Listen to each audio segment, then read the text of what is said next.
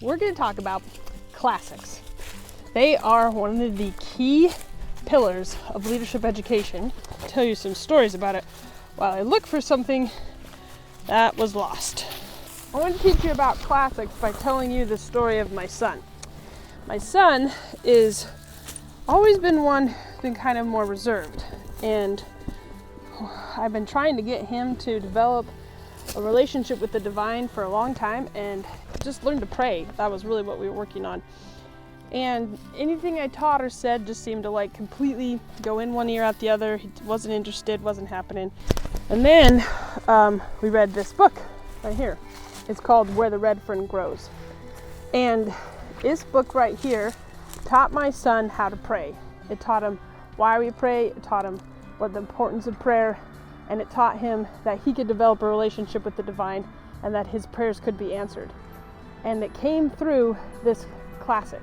I had tried for years up until that point to get him to the point where he felt comfortable with prayer, and it wasn't until he read this book that he felt like he could pray. And that's why we read classics.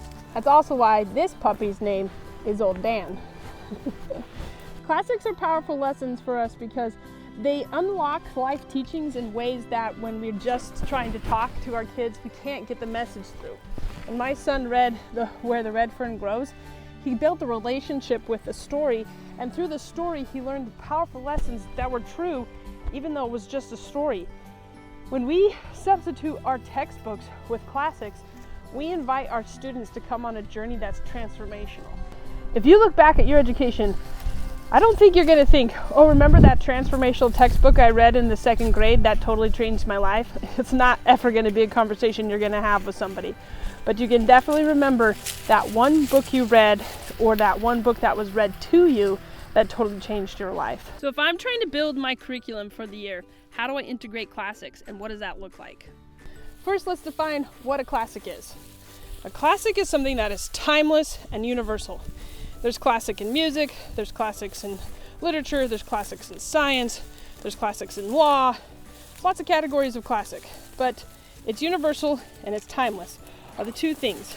To build your curriculum off classics, it's really simple. You read the book and then you discuss it with your children. We recently read the classic Swiss Family Robinson, and it took us 2 months to get through the book, and we learned so much about the world, all kinds of things. So start by reading a classic, and you'll find very quickly that the classic creates your curriculum far better than you ever could design it yourself. But the cool thing is, you don't have to do it alone. At Leadership Education Mentoring Institute, we've designed projects that implement classics into every one of them. Classics that we read as a group, discuss as a group, and learn from as a group and grow. So if you want to start having transformational experiences with your students in your homeschooling, check out one of Leadership Education's projects today, and hopefully you'll have better luck finding what you're looking for than I have.